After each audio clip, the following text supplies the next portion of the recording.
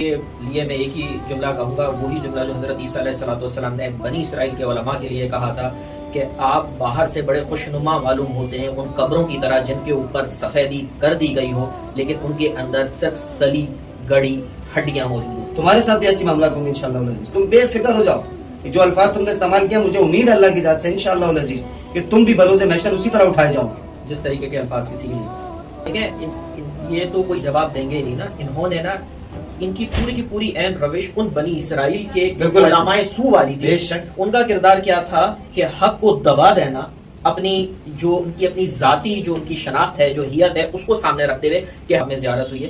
اب یہ ان کی تحقیق کا معیار ہے، یہ اپنے آپ کو عالم کہتے ہیں، مفتی کہتے ہیں، اور گیٹ اپ تو انہوں نے لوگوں کو بیوقوف بنانے کے لیے، دھوکہ دینے کے لیے، جو اپنی دکانیں چمکانی ہیں اس کے لیے تو انہوں نے اختیار کیا ہوا ہے۔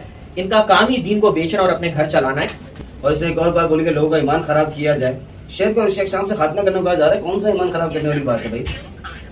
اب یہ ان کا طریقہ واردات ہے کہ یہ احادیث میں بھی تحریف کرنے کا، وہ جو بنی اسرائیل کا مشغلہ تھا کہ وہ جہنمی ہوئے، ملعون ہوئے، گمراہ ہوئے اور انہوں نے اپنی اس قوم کو بھی گمراہ کیا، اسی روش پر یہ گامزن ہے کہ یہ اب احادیث کے الفاظوں پہ تحریف کر رہے ہیں۔ ان کو یہ جان لینا چاہیے صحیح بخاری کے اندر 108 109 نحمده ونصلي على رسوله الكريم اما بعد فاعوذ بالله من الشيطان الرجيم بسم الله الرحمن الرحيم ربنا لا تزغ قلوبنا بعد إذ هديتنا وهب لنا من لدنك رحمة انك انت الوهاب۔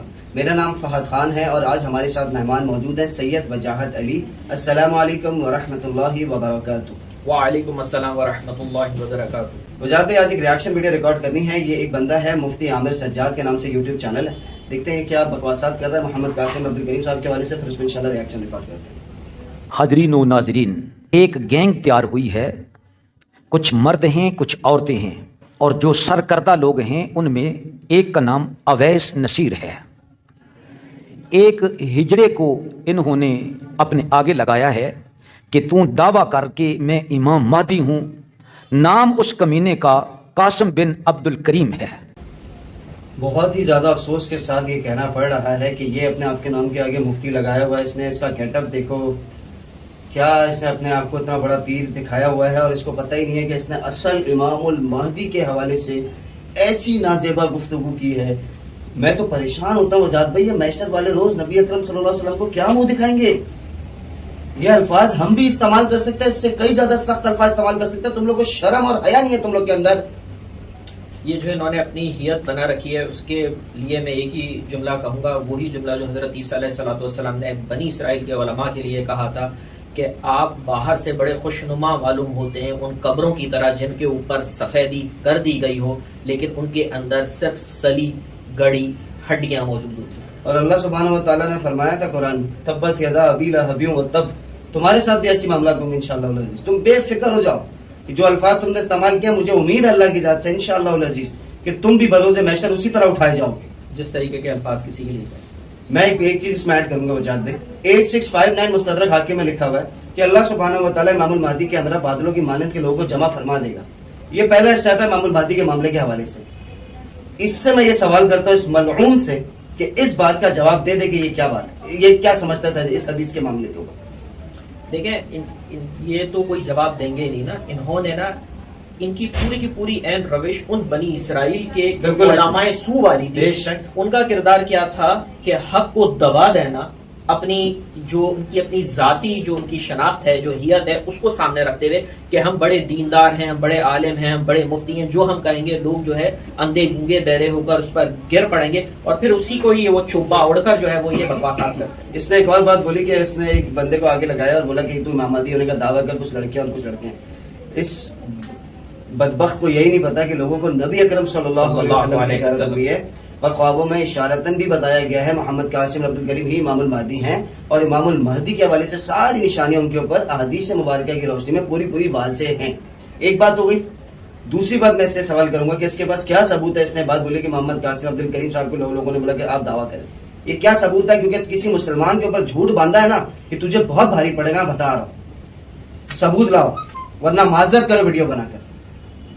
یہ 5 سال کی عمر سے کہہ رہا ہے کہ مجھے ڈریمز آ رہے ہیں، خوابیں آ رہی ہیں، اور یہ ظالم دعویٰ کرتا ہے کہ مجھے 150 مرتبہ اللہ سبحانہ و تعالیٰ کا دیدار ہوا اور 280 مرتبہ رسول خدا حضرت محمد صلی اللہ علیہ وسلم کا دیدار ہوا ہے خواب میں۔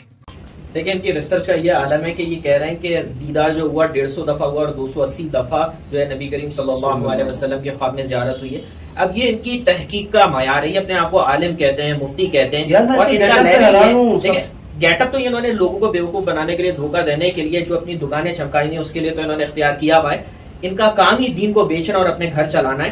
میں آپ کو ایک بات بتا دوں کہ ان کی تحقیق کا یہ عالم ہے کہ پہلی بات انہوں نے شروع کی کہ سید محمد قاسم بن عبد الکریم نے دعویٰ کیا. انہوں نے کبھی بھی دعویٰ نہیں کیا, بلکہ وہ تو کہتے ہیں میں کوئی بڑی بات بھی نہیں بول رہا. موجود ہے ان کی. اب آپ نے کہہ دیا کہ انہوں نے دعویٰ کیا, یہیں سے آپ کا جھوٹ جو ہے وہ عیاں ہو گیا. جھوٹ آپ کا, ان کا جھوٹ ضائع ہو گیا نا, کیونکہ انہوں نے دعویٰ نہیں کیا, آپ نے ان کے اوپر الزام لگا دیا. اس کی آپ کی بات بالکل ٹھیک ہے وجاد بھائی. اس کی ریسرچ کا یہ عالم ہے. اس کو پتہ ہی نہیں کتنی دفعہ اللہ پاک سے خوابوں میں محمد قاسم بن عبد الکریم صاحب پردے کے پیچھے سے ہم کلام کر چکے ہیں, اور نبی اکرم صلی اللہ علیہ وسلم کی زیارت کتنی دفعہ ہو چکی ہے. تمہاری علم میں تھوڑا اضافہ کرتا چلوں, 800 سے زیادہ دفعہ محمد قاسم بن عبد الکریم صاحب نے اللہ سبحانہ و تعالیٰ سے خوابوں میں پردے کے پیچھے سے ہم کلام کیا, اور نبی اکرم صلی اللہ علیہ وسلم کی زیارت انہیں 500 سے زیادہ دفعہ اللہ سبحانہ و تعالیٰ نے نصیب کرائی ہے. اللہ بھی مجھے کہتا ہے اور اللہ کے رسول بھی مجھے حکم دیتے ہیں کہ تو لوگوں سے کہہ کہ میں یعنی قاسم بن عبد الکریم جو ہے یہ امام مہدی ہوں, نعوذ باللہ من ذالک. تو یہ پورا ایک پلان ہے مسلمانوں خلاف, دین اسلام کے خلاف, اور لوگوں کے ایمان کو چھیننے کے لیے. اس نے کیا بولا کہ اللہ سبحانہ و تعالیٰ نے بھی حکم دیا ہے اور نبی اکرم صلی اللہ علیہ وسلم نے بھی حکم فرمایا ہے کہ محمد قاسم تم لوگوں کو بولو کہ تم امام المہدی. اچھا اول تو یہ محمد نام لے نہیں رہا جان بوجھ کے, کیونکہ دلوں میں کینہ اور بغض ہے نا, سمجھ رہے ہو نا. ان کو حالانکہ نام آ رہا ہے, ان کی NIC پہ محمد قاسم لکھا ہوا ہے, لیکن یہ محمد نام اپنے منہ سے. اسی طرح قاری بابر کا بھی یہی حال ہے, اور بھی دیگر لوگ قاسم قاسم قاسم کہہ کے مخاطب کرتے ہیں.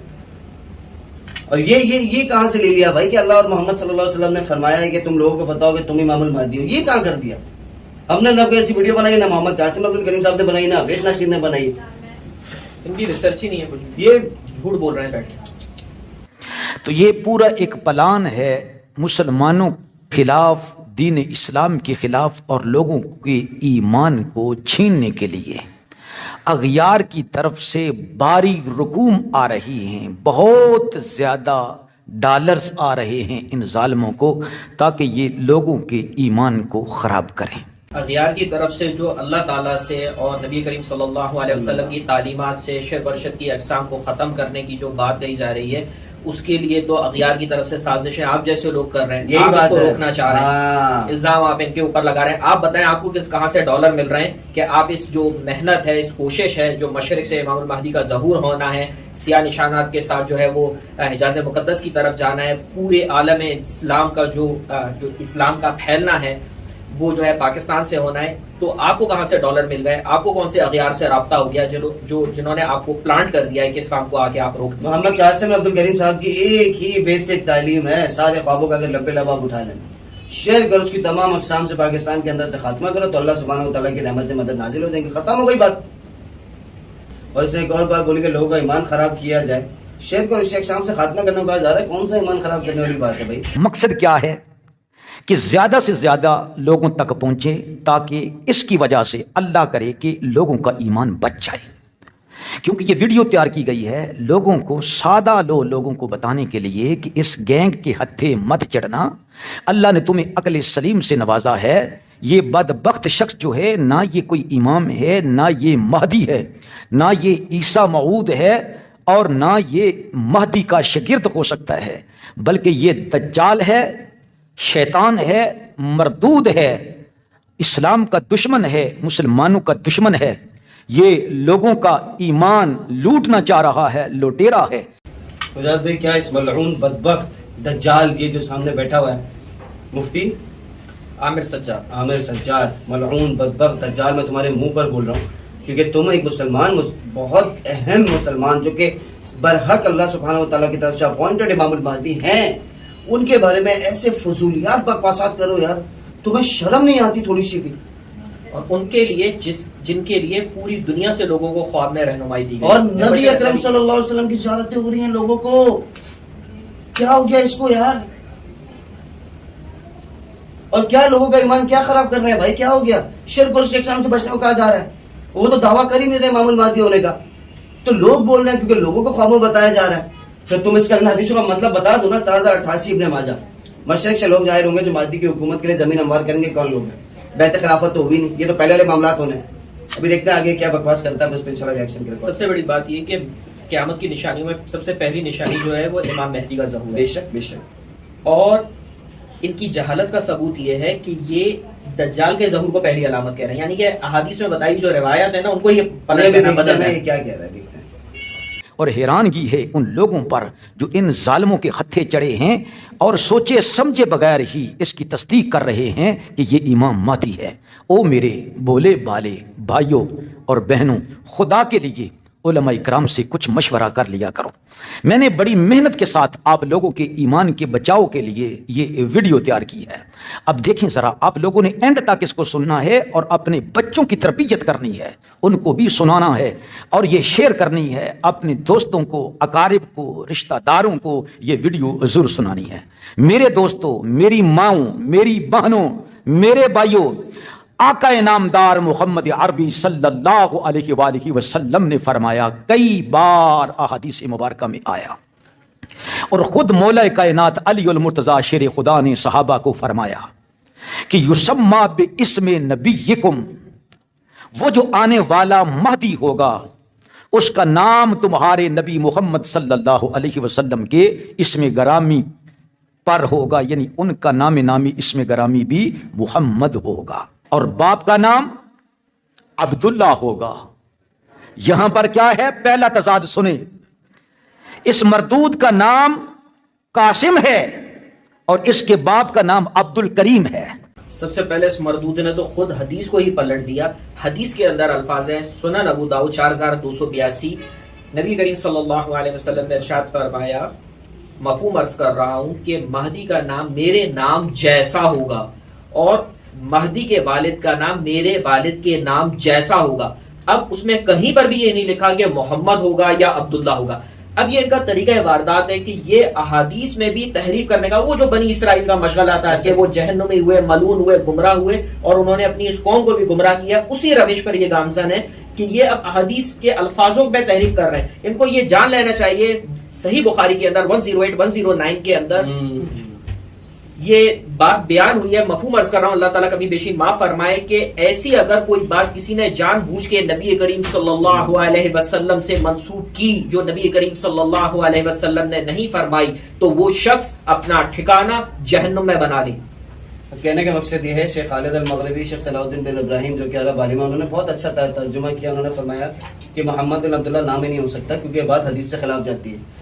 حدیث کے الفاظ ہیں یوات ہوئی کا مطلب ہوتا ہے نام سے مشابہت رکھنا. جو قاسم بن نبی اکرم صلی اللہ علیہ وسلم کا نام ہے, 3115 صحیح بخاری کی حدیث ہے, اور قرآن میں اما پارے کے پیچھے 99 نام ہے نبی اکرم صلی اللہ علیہ وسلم کے, اس میں 5واں نام قاسم ہے.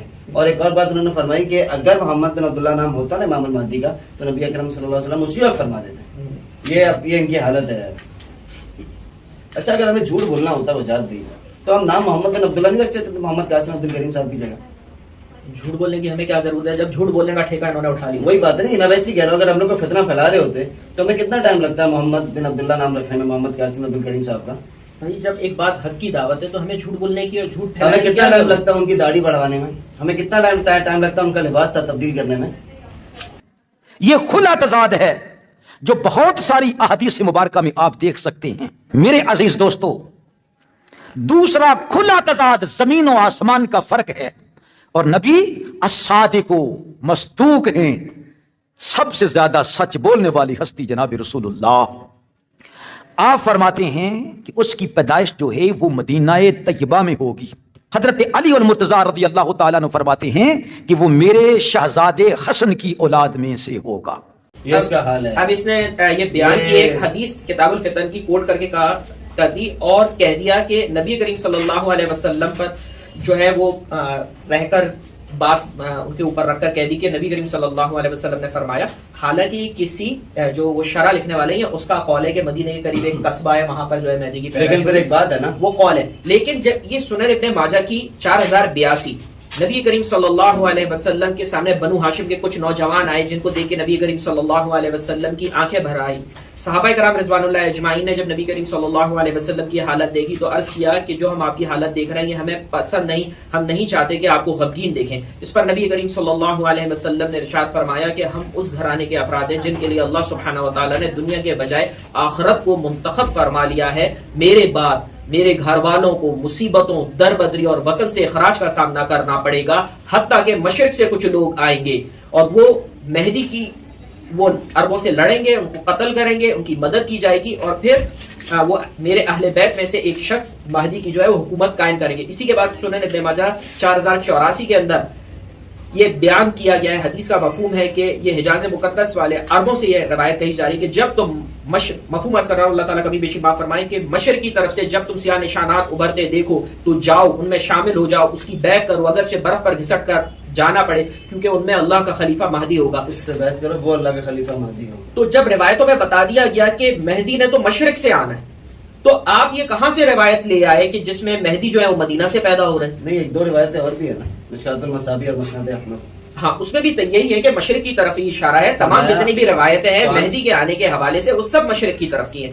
حدیثوں کا جو تواتر کے ساتھ مختلف طرقوں کے ساتھ جو روایتیں آ رہی ہیں اس میں یہی کہ مہدی جو ہے وہ مشرق سے آئیں گے. 5461 مشکات المصابیح 12924 مسند احمد میں لکھا ہوا جب تم خراسان کی جانب سے لشکر آتے دیکھو تو اس کا استقبال کرو، ان میں اللہ کا خلیفہ مہدی ہوگا. اب جو حدیث میں جو بات بیان کی گئی ہے اس کو انہوں نے دبا دیا، وہ یہ بیان نہیں کریں گے، ان کے اچھے بھی نہیں کریں گے.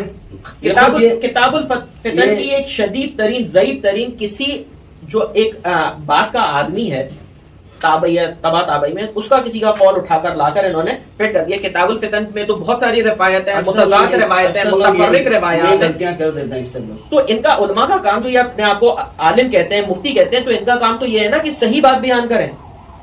تو جو تواتر کے ساتھ سیاست میں سنن ابن ماجہ، مسند احمد، مشکات شریف کے جو آپ نے حوالہ نمبر بتائے اس میں تو یہ بتایا گیا ہے مشرق کی طرف سے آئیں گے، تو یہ کیوں نہیں بتاتے؟ اس بات کو یہ کیوں چھپا رہے ہیں؟ ان کو کیا بغض ہے؟ ایسی کیا بات ہے کہ جو نبی کریم صلی اللہ علیہ وسلم کی تعلیمات کو امت تک پہنچانے کی انہوں نے ذمہ داری لی ہوئی تھی، یہ ٹھیکیدار بنے ہوئے تھے، اب یہ وہ کام نہیں کر رہے ہیں، اس کے برخلاف کام کر رہے ہیں، امت کی گمراہی کا یہ سبب بنے ہوئے ہیں کہ جو اصل مہدی ہے مشرق سے آنا ہے، ہم کہہ دیں گے کہ وہ مدینے سے آئے گا تاکہ جو لوگ ہیں وہ سب کے سب گمراہ ہو جائیں اور مہدی کے لیے جو ہے وہ الٹے سیدھے الفاظ کہنے لگے جیسے یہ خود کہہ رہے ہیں. یہ علماء سو کی نشانی ہے، علماء سو کی نشانی ہے. ان کو یہ سمجھ لینا چاہیے جتنے بھی لوگ جو الٹے سیدھے کمنٹ پاس کرتے ہیں، امام المہدی کی شان یہ ہے کہ جو ان سے لڑنے کے لیے آئے گا اللہ سبحانہ و تعالیٰ ان کو دھسا دے گا، اور جو ان کے وہ پیٹ دکھا کر بھاگے گا اللہ سبحانہ و تعالیٰ ان کی قیامت تک توبہ قبول نہیں کرے گا. اس میں اس کو مختصر کرتا ہوں، جو آپ نے اتنی لمبی لمبی باتیں ہم لوگوں نے کی اللہ کی رحمت سے.